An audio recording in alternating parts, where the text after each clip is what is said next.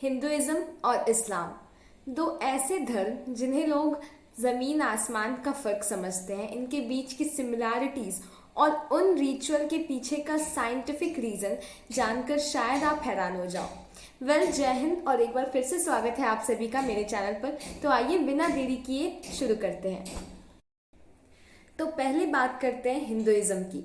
Hinduism में जब हम किसी को ग्रीट करते हैं तो ऐसे नमस्ते कहते हैं। अब इसके पीछे का साइंटिफिक लॉजिक क्या है? तो नमस्ते के दौरान हम अपने दोनों हाथों को इस तरह जोड़ते हैं और उंगलियों की जो ये शिखाएं हैं, ये जो ऊपरी हिस्सा है जिन्हें हम टिप्स कहते हैं, ये हमारे ईयर्स, आईज और ब्रेन का प्रेशर पॉइंट होता है।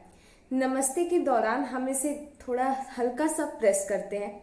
प्रेस करने से वो सारे प्रेशर पॉइंट जो है एक्टिवेट हो जाते हैं।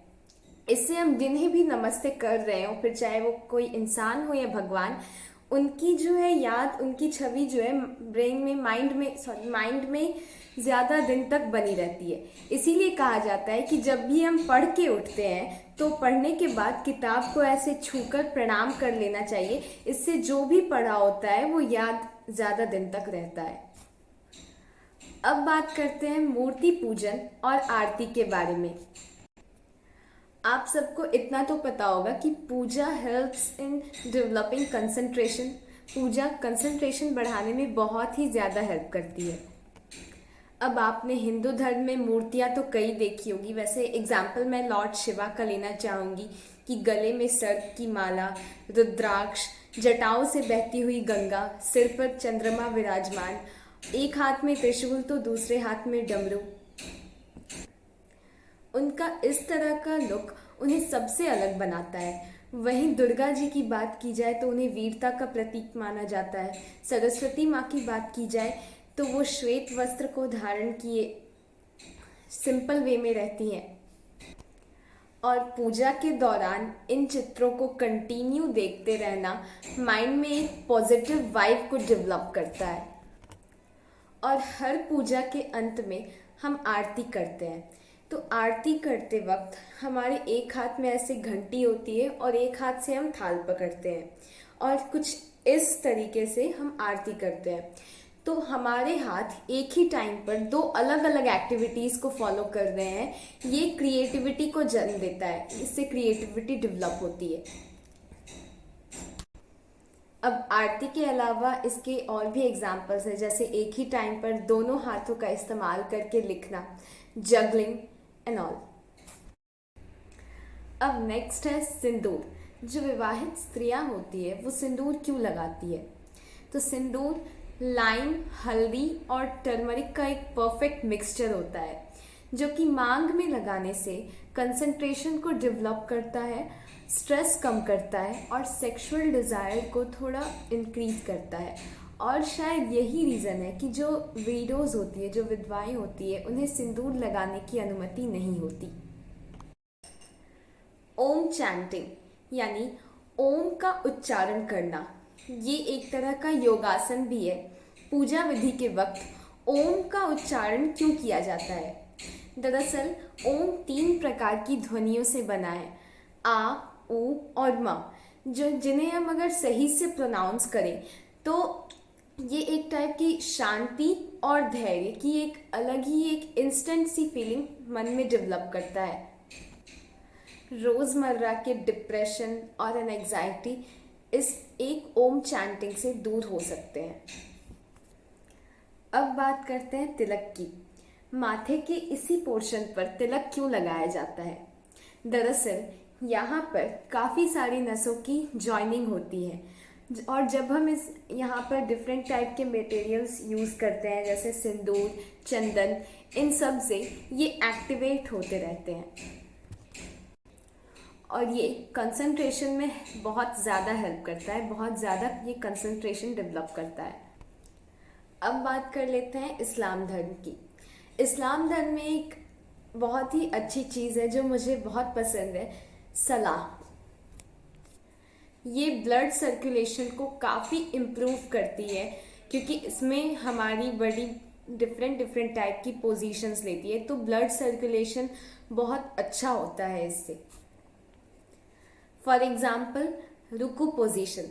रुकू पोजीशन में हम खड़े होके आगे की ओर झुकते हैं। और सेकंड तशहुद पोजीशन, इसमें हम पैरों को अंदर करके नीचे बैठ जाते हैं। अब रुकू पोजीशन में ब्लड जो है वो अपर बॉडी में फॉलो होता है, और जब हम तशहुद पोजीशन में बैठते हैं तो ये लोअर बॉडी में फ्लो होता है। जब हम 1 फुट पोजीशन में बैठते हैं तो ये डाइजेशन को काफ़ी ज़्यादा इम्प्रूव करता है, और ये बैक पेन और जॉइंट पेन में काफ़ी ज़्यादा रिलीफ मिलता है जब हम ज़मीन के बल ऐसे झुकते हैं ज़मीन की तरफ। हमारा स्पाइनल कॉर्ड के भी पेन में बहुत ज़्यादा रिलीफ मिलती है। और सबसे इम्पॉर्टेंट बात कि ये स्ट्रेस, एंजाइटी, डिप्रेशन इससे काफ़ी अच्छे तरीके से हैंडल होता है। और अब बात करते हैं कुछ कॉमन चीज़ों की जो हिंदुइज्म और इस्लाम में कॉमन है। ज़मीन पर नीचे बैठकर पालथी मार के खाना, ये डाइजेशन को काफ़ी ज़्यादा इम्प्रूव करता है। इसका जिक्र हिंदुइज्म में भी है और इस्लाम में भी। हिंदुइज्म में बताया गया है कि हमें ज़मीन पर पालथी मारकर खाना चाहिए, और इस्लाम में भी ये कहा गया है कि हमें ऊंचाई पर बैठकर नहीं खाना चाहिए, हमें ज़मीन से जुड़े रहकर खाना चाहिए। सेकंड है मेहंदी सेरेमनी। आपने काफ़ी सारी फिल्मों में देखा भी होगा कि ये जो मेहंदी सेरेमनी है ये हिंदू और मुस्लिम रिवाज में कॉमन है। शादी से पहले ये दोनों रिवाजों में फॉलो होती है। और इसके पीछे का साइंस ये है कि ये बॉडी के टेम्परेचर को कूल डाउन करता है। ये फीवर जब किसी को हो जाए तो ये उस टेम्परेचर को कम करने में हेल्प करती है। Overall cleanness and hygiene. Islam में जब लोग नमाज पढ़ने जाते हैं तो वो अपने बॉडी को अच्छे तरीके से क्लीन करते हैं, जैसे हाथ, पैर, मुंह। और जब हिंदू रिवाज में एक सांझ का रिवाज होता है जिसमें शाम को भगवान की पूजा की जाती है, और उससे पहले भी हम वैसे ही हाथ पाँव को अच्छे तरीके से क्लीन करते हैं। ये हमारे बॉडी से जर्म्स को दूर रखता है। अगर आपको ये वीडियो पसंद आई तो प्लीज़ इसे लाइक करें, मेरे चैनल को सब्सक्राइब करें और कमेंट करके बताएं कि ये वीडियोस कैसी लगी। और ऐसे ही वीडियोस पाने के लिए please subscribe to my channel. और मैं तहे दिल से माफ़ी मांगना चाहती हूँ कि मैं वीडियोस बहुत ही लेट अपलोड कर रही हूँ क्योंकि मेरे एग्ज़ाम्स आ गए थे, so I couldn't, but now I am back और अब कंटिन्यू करेंगे।